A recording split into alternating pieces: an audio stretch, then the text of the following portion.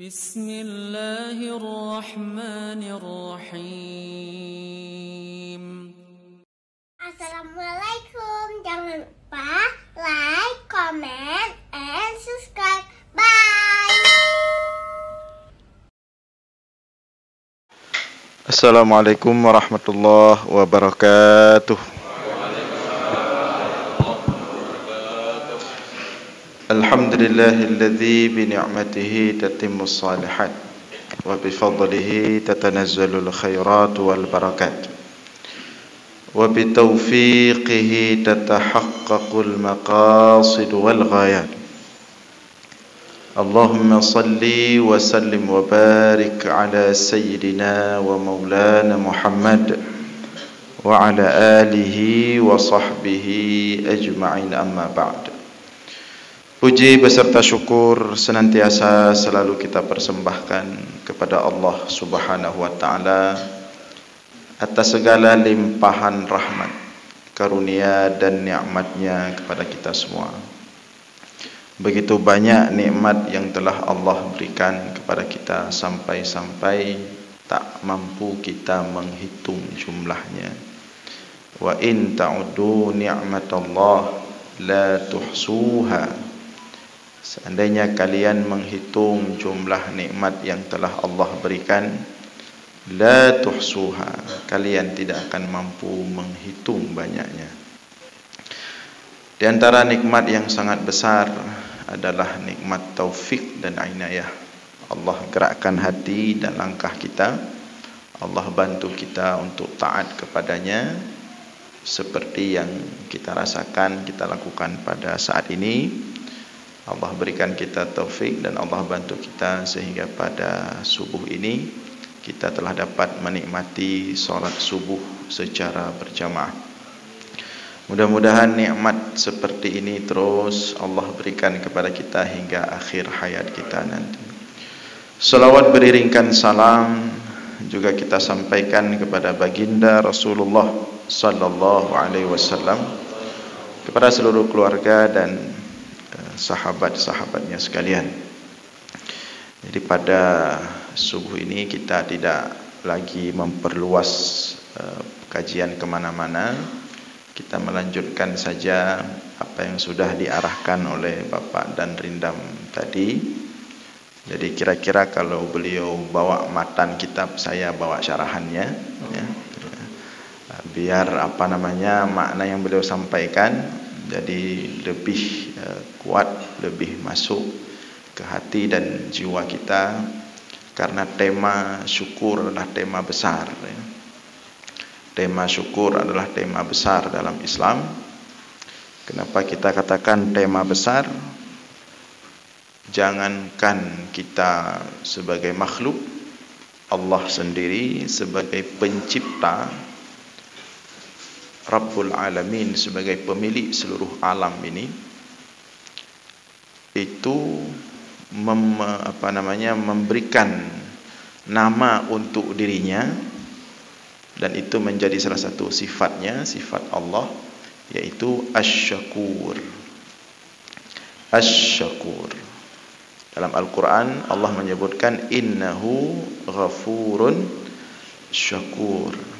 Inna rabbana la ghafurun syakur. Sesungguhnya Allah, Tuhan kita, Tuhan kami, la ghafurun syakur, adalah zat yang maha pengampun, lagi zat yang maha syakur. Apa arti syakur di sini? Syakur dari dasar kata syakara yashkuru. Syukran, uskur, syukran, syakirun. Ya, kalau kita biasa menyebutnya ya bersyukur. Tapi kalau kita artikan dan secara literally dalam bahasa Indonesia, arti syakara yashkuru sederhananya adalah berterima kasih. Berterima kasih. Jadi Allah tidak hanya mengarahkan kita, menginginkan kita menjadi hamba-hamba yang berterima kasih atau bersyukur, tetapi Allah juga memposisikan dirinya sebagai zat yang maha bersyukur.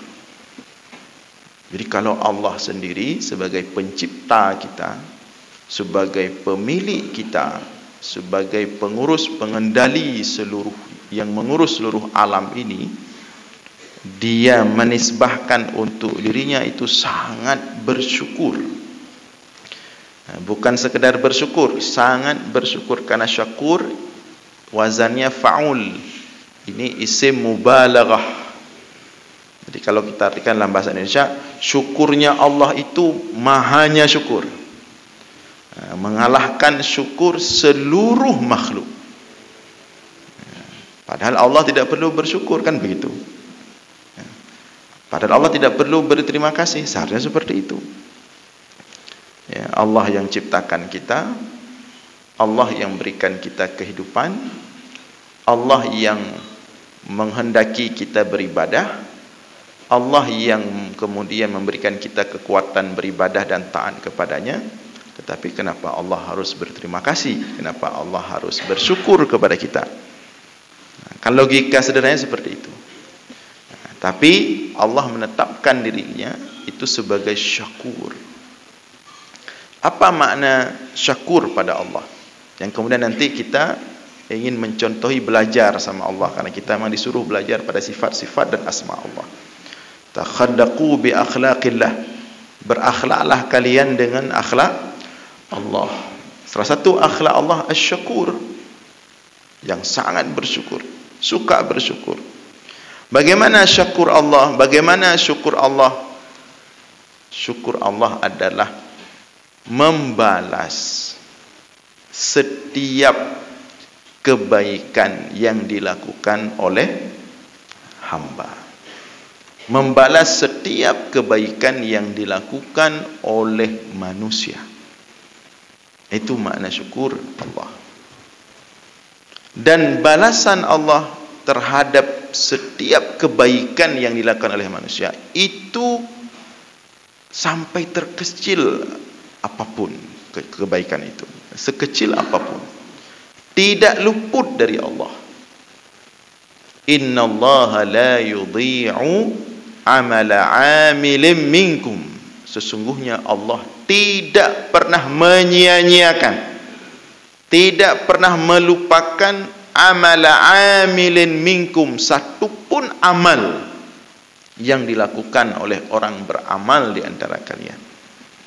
Dalam ayat yang lain yang biasa kita baca dan kita dengar, faman ya'mal mithqala dzarratin khairan yarah.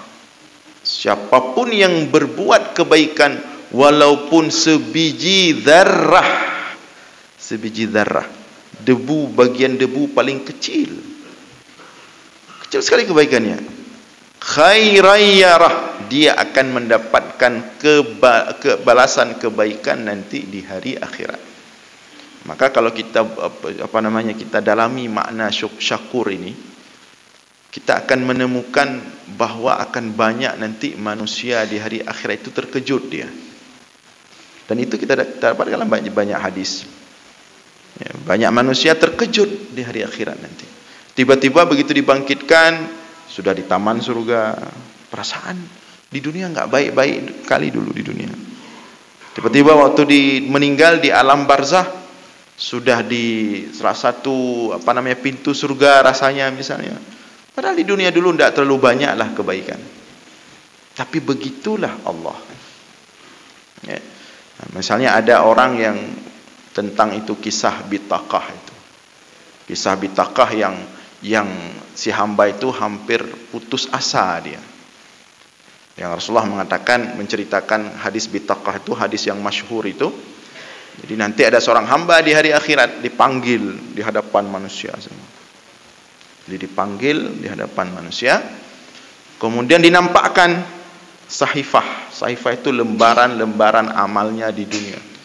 Dibuka satu persatu lembaran itu, buku catatan amalnya. Yang mana setiap lembaran itu, besarnya lembaran itu sepanjang mata memandang. Jadi ketika lembaran itu satu persatu dibuka di depan si hamba melihat langsung bahwa dalam lembaran itu selama dia hidup tidak ada satu kebaikan pun. Semua keburukan. Semua keburukan. Satu persatu lembaran catatan amal dibuka di depannya. Semua keburukan, semua keburukan, semua keburukan. Setelah dinampakkan semuanya, kemudian malaikat berkata kepada si hamba, hal amilta khairan qat. Ini setelah kamu lihat semua keburukan, apakah kamu pernah berbuat kebaikan? Saking mindernya si hamba, karena ketika dia lihat catatan amalnya semua keburukan, saking mindernya. Dan dalam keadaan hampir putus asa dia menjawab, lah, tidak ada kebaikan satupun yang saya kerjakan. Memang tidak ada. Malaikat kemudian mengatakan, coba kamu ingat-ingat lagi. Artinya dia sudah lupa. Begitulah kira-kira Allah membalas. Kita sudah lupa pernah buat baik, tapi Allah tidak lupa. Jadi si hamba ini mengatakan tidak ada. Akhirnya dikeluarkanlah secarik kertas. Itulah yang disebut dengan bitaqah, hadis bitaqah. Dikeluarkanlah secarik kertas, dibuka kertas itu, bertulis di dalam kertas itu kalimat la ilaha illallah. Kamu dulu ada, meskipun kamu bandit-bandit dulu, preman-preman dulu, ada pernah ikut safari subuh Najul Arafah. Dan kamu pernah ikut zikir, salah satunya kalimah la ilaha illallah. Maka si hamba itu ya, hampir putus asa dia tadi. Dia sudah dalam pikiran dia, dalam prediksi dia sudah langsung ke neraka. Tapi Allah tidak lupa. Itu salah satu bentuk syakur Allah. Bagaimana Allah berterima kasih kepada kita, padahal Allah tidak perlu berterima kasih. Setiap kebaikan kita itu diingat oleh Allah yang kita sendiri sudah lupa. Seperti juga ada hadis Bani Israel itu. Hadis dalam Sahih Bukhari. Seorang anak muda Bani Israel. Gitu juga.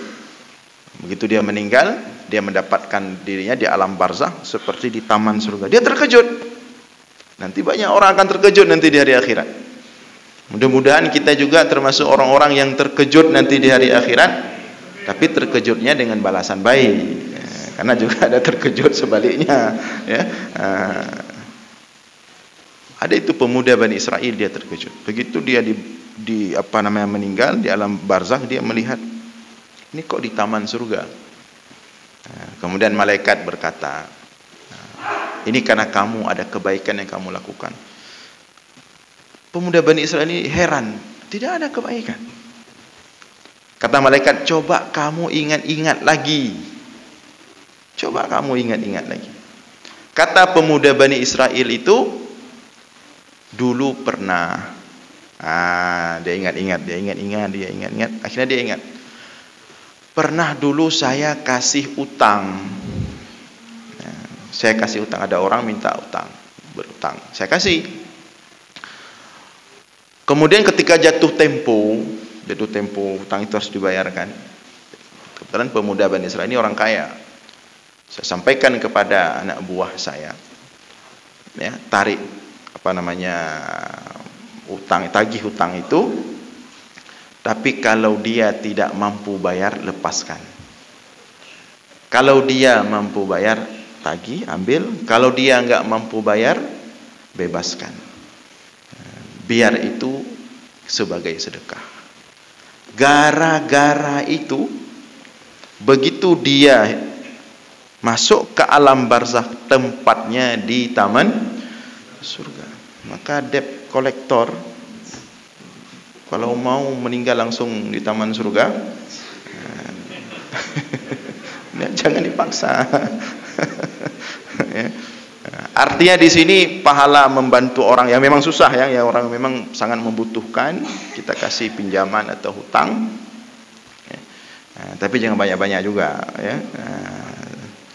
Kalau memang dia betul-betul dalam kondisi sangat sempit, sangat susah, kita bebaskan misalnya, itu pahalanya tidak main-main. Dia membuat si pemuda Bani Israel ini terkejut ketika dia di alam barzakh. Amalannya tidak ada, tapi karena satu amalan itu Allah balas luar biasa balasan kepada si pemuda Bani Israel ini.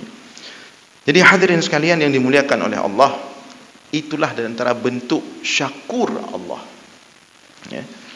Maka kalau Allah saja memiliki sifat, memiliki asma syakur, maka lebih sepatutnya lagi kita sebagai hamba, kita sebagai ciptaannya untuk lebih tahu terima kasih kepada Allah. Seperti tadi Bapak Rindam sampaikan tadi, dan bahkan beliau menggambarkan kondisi di sini, kondisi alam. Memang seperti itu, tidak ada alasan untuk kita tidak bersyukur kepada Allah. Apa alasannya? Kita sudah diberikan kehidupan sampai hari ini sama Allah.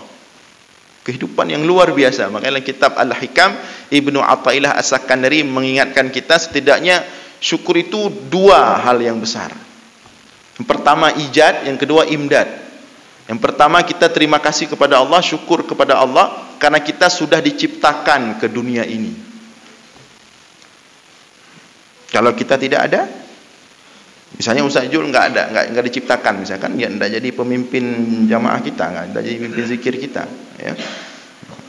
Tapi karena beliau diciptakan, maka beliau kemudian memberikan kita nikmat zikir. Beliau mengajak kita dalam kebersahajaan, ketaatan kepada Allah. Itu nikmat yang luar biasa seperti yang Allah berikan kepada beliau. Begitu beliau kadang-kadang berhalangan, langsung beda rasanya. Walaupun kalau suara lebih unggul Ustaz Zulbaidi, kalau suara saya akui itu, saya akui. Zulbaidi memang suaranya tinggi, ya, memang nggak ada lawan. Tapi entah kenapa beda, kebersahajaannya itu beda. Itu nikmat Allah. Demikian juga kita semua. Kemudian setelah nikmat ijad diciptakan oleh Allah, nikmat imdad. Apa itu imdad? Kita ditanggung, diurus semua oleh Allah dalam menjalani kehidupan di dunia ini. Itu imdad namanya. Yang berikan kita makan padahal kita lahir dalam keadaan lapar. Yang berikan kita pakaian padahal kita lahir dalam keadaan telanjang. Yang memberikan kita hidayah padahal kita tidak dasar lahir bodoh, tidak tahu apa-apa, tidak ada ilmu, tidak tahu mana cahaya, mana kegelapan. Allah berikan hidayah. Kita sujud kepada Allah. Ada orang di belahan bumi yang lain tidak tahu sujud kepada Allah. Bahkan masih ada yang sujud kepada, mohon maaf, kepada benda-benda, bahkan kepada hewan.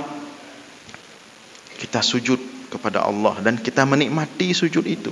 Karena kita sujud kepada zat yang ma'bud bihaq, zat yang memang berhak untuk disembah. Itu nikmat yang sangat besar dari Allah. Jadi kita, cuman beda syukur Allah dengan syukur kita. Syukur kita lebih diuraikan lagi. Syukur kita pertama kepada Allah, itu yang paling utama. Jadi apapun yang kita dapatkan di dunia ini, yang pertama kita syukuri, kita persembahkan syukur itu adalah kepada Allah. Bagaimana cara mempersembahkan syukur kepada Allah? Lakukan ibadah sebagai syukur. Kenapa saya sholat subuh? Kenapa saya pergi ke masjid sholat subuh? Saya mau terima kasih sama Allah, terlalu banyak nikmat dia berikan. Itu syukur. Bukan sebaliknya. Kenapa saya pergi sholat subuh? Sayang biar Allah ada yang sembah. Kalau nggak ada yang sembah kan sayang juga. Atau ada juga model, kenapa pergi subuh? Lagi proses kampanye ini, jadi biar terbantulah kalau saya subuh. Dan contoh-contoh lain yang serupa. Tapi orang bersyukur, kenapa Anda salat subuh, pergi ke masjid salat subuh berjamaah? Saya mau bersyukur kepada Allah. Malu saya sama Allah. Terlalu banyak nikmat yang Allah berikan. Nah, itu syukur yang betul. Demikian juga ketika kita baca Al-Quran, ketika kita berzikir, niatkan itu bentuk syukur kita, terima kasih kita kepada Allah. Dan begitulah cara syukur Rasulullah. Jadi suatu malam, ya, Aisyah terbangun di tengah malam, melihat Rasulullah sholat, ya, berjam-jam itu sanggup ruku, sujud, bahkan seperti orang meninggal sujudnya itu, lama dan tidak ada gerak dikit pun. Sampai tumitnya itu retak Rasulullah salat malam itu. Jadi suatu ketika ditanya, diprotes sama Aisyah. Wahai Rasulullah, alaysa qad ghafarallahu lak? Wahai Rasulullah, bukankah kamu sudah dijamin surga, sudah diampunkan dosamu, sudah aman lah. Kenapa kamu harus menyiksa diri dengan ibadah seperti ini? Ya. Sampai retak tumitnya itu. Berjam-jam salat malam. Apa kata Rasulullah? Afala akunu abdan syakura. Wahai Aisyah, tidak bolehkah aku menjadi hamba Allah yang bersyukur? Jam 10 nanti kita ada waktu luang, lagi-lagi sibuk. Saya mau bersyukur dulu sama Allah. Wudu, salat duha. Kalau ada sempat sanggup bangun tahajud gitu juga. Wudu, saya berterima kasih dulu sama Allah, salat tahajud misalnya. Dan ibadah-ibadah yang lain niatkan sebagai bentuk syukur kepada Allah. Demikian juga dalam bersedekah. Bersedekah gitu juga. Kenapa saya bersedekah? Saya ingin bersyukur kepada Allah terhadap harta yang telah Allah berikan, dan apa yang telah Allah berikan daripada harta kepada saya itu lebih banyak daripada yang saya bagi kepada orang lain. Jadi jangan ketika kita bersedekah kita kasih. Ini kamu jangan lupa ya, saya yang kasih, saya yang bantu kamu. Jangan lupa nanti. Nah seperti itu.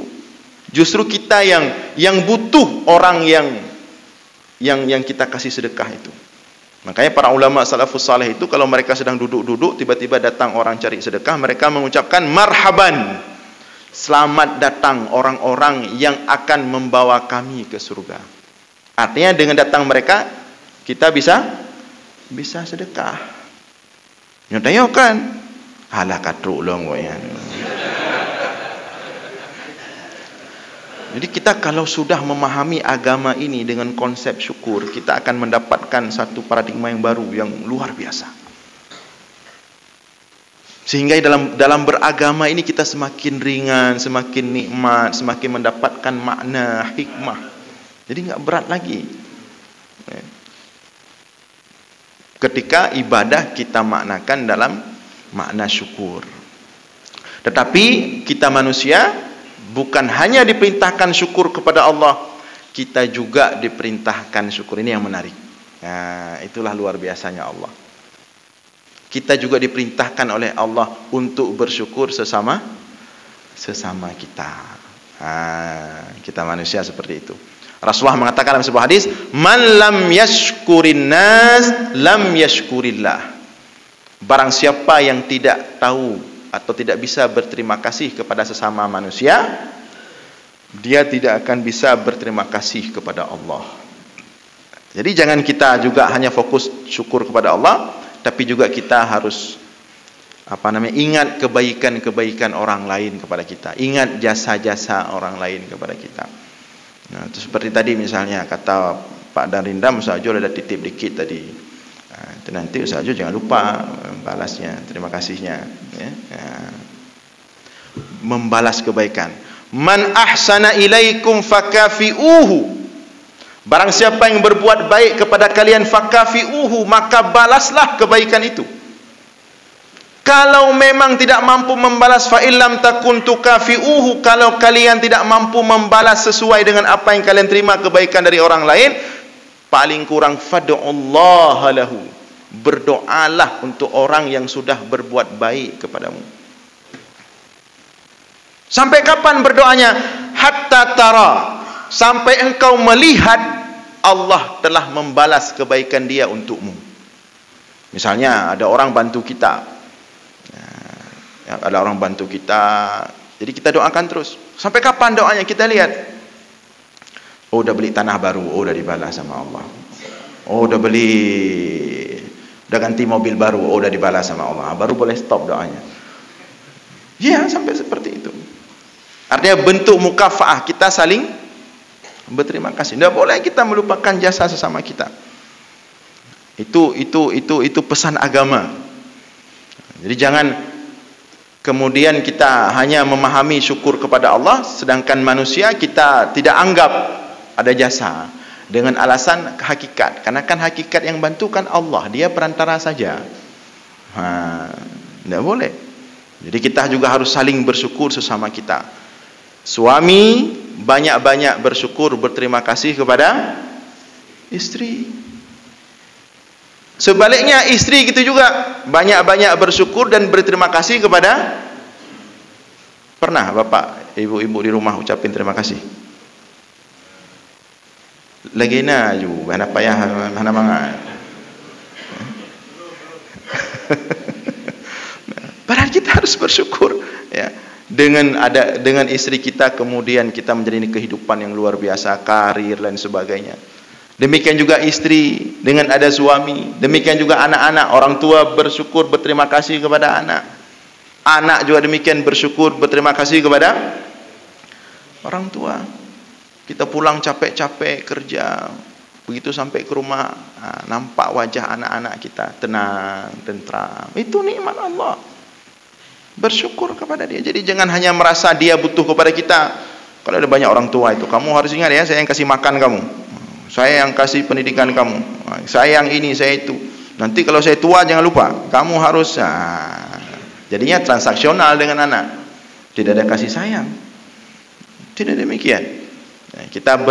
Karena pada hakikatnya kita sesama manusia itu saling membutuhkan, sekecil apapun itu.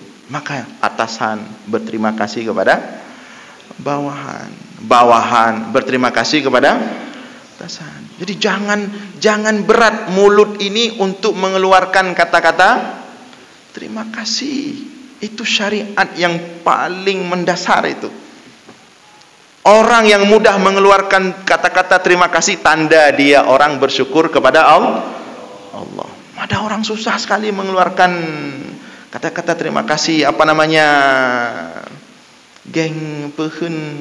gengsi. Jika nak buah long, masak long terima kasih ke ji? Kaya tak ji? Jika ji harus terima kasih. Padahal kalau kita enggak ada dia, kita enggak ada buah juga. Ya, dengan ada dia kita sudah nampak atasan lah. Ya. Jadi kita semua harus saling berterima kasih. Kita di sini berterima kasih kepada Ustaz Jul misalnya. Dengan ada Ustaz Jul kita sudah bersahaja tadi. Tapi beliau jangan lupa juga, beliau juga terima kasih kepada jamaah. Kalau nggak ada jamaah, beliau sendiri di sini. Coba gimana? Walaupun zikirnya nggak ada orang kan nggak jadi elok juga, nggak indah juga. Jadi syukur itu dimaknakan adalah bersyukur kepada Allah dan kita bersyukur sesama. Syukur kepada alam dari kata Pak Rindam. Bagaimana syukur kepada alam? Jaga lingkungan. Itu syukur kita kepada alam. Dengan ada pohon-pohon, dia telah memberikan manfaat yang luar biasa kepada kita. Pandangan kita jadi jernih, pernafasan kita jadi bersih. Kita harus berterima kasih. Jangan malah dia udah bantu kita, udah berikan kita kesehatan, malah kita tebang, kita rusak dan lain sebagainya. Demikian juga air, seluruhnya alam ini telah memberikan banyak hal kepada kita. Maka di antara bentuk kita syukur berterima kasih kepada alam, mari kita jaga, kita rawat, kita lestarikan. Makanya kalau kita analisa itu, kajian-kajian tasawuf itu, kembalinya ke situ. Kenapa Imam Ghazali mengatakan ulama sufi itu kalau dia berjalan, satu daun pun pohon kalau bisa jangan disentuh. Dalam sekali maknanya. Sebagai bentuk terima kasih kita kepada, sampai ada yang mengatakan, walaupun ini lebih kepada anekdot ya. Itu Imam Ghazali itu kalau tidur istilahnya kalau bahasa Aceh namanya kelembu. Kelembu itu apa bahasa Indonesianya? Kelambu juga ya. Jadi beliau itu mengeluarkan salah satu kakinya keluar kelambu itu biar nyamuk ada makanan. Tapi seingat saya di Arab nggak ada nyamuk masalahnya. Jadi kisah ini dah betul. Cuman istilahnya makna yang dikandungnya itu dalam sekali. Bagaimana ulama-ulama sufi mengajarkan kita hidup dengan alam. Kita bersatu dengan alam, saling berterima kasih, saling memberi, take and give. Maka kenapa orang-orang dulu seperti Nabi Daud misalnya. Nabi Daud kalau dia berzikir, itu alam ikut berzikir. Wasakharna ma'a Daudal jibala yusabbihna ma'ahu, dan kami tundukkan gunung, burung ikut bertasbih, berzikir bersama Nabi. Ini kita tadi berzikir. Ini pohon di samping berzikir enggak? Nggak yakin saya. Di maulid itu kan salawat, zikir. Ya, alam nggak mau ikut. Kenapa nggak mau ikut alam berzikir sama kita? Nggak seperti dulu. Siap makan kenduri maulid, sampah kita buang ke alam, kita kotori dia. Nah, ini ada kenduri sudah disiapkan sama Pak Rindam nanti. Jadi jangan sampai itu pun apa namanya, ya, sampah. Ya. Makanya alam nggak mau menyatu dengan kita, karena kita nggak sayang, nggak tahu terima kasih kepada dia. Dulu ulama-ulama, wali-wali Allah itu, kalau dia naik gunung, ada istilah namanya kalut, ya, khalwah. Dulu, tapi sekarang nggak ada lagi. Dia naik ke gunung khalwat, ya, khalwah, kalut, berzikir dia, la ilaha illallah, la ilaha. Naik kita ke gunung. Kan ada tuh cerita-cerita dulu. Waktu naik ke gunung kita merasakan dari mana suara zikir. Seolah-olah yang berzikir itu adalah gunung, mengikuti irama zikir sang wali Allah itu. Kalau kita tidak mau ikut, kita alam ini. Bahkan entah kenapa alam kayak pancing-pancing amarah kita. Kucing suka pancing amarah kita, bingkeng dia sama kita. Karena sering dia pupau berjampu. Jadi menghidupkan makna syukur ini adalah satu hal yang sangat besar, ya, apa namanya, ruang lingkupnya, dan hendaklah kita jalani kehidupan ini, kita maknakan setiap kehidupan ini dalam apa namanya, bingkai syukur, sehingga kita dengan syukur itu mendapatkan kebahagiaan yang hakiki di dunia dan akhirat. Mudah-mudahan ada manfaat. Mohon maaf atas segala kekurangan. Aqulu qawli hadza wastaghfirullah li wa lakum. Wassalamu alaikum warahmatullahi wabarakatuh.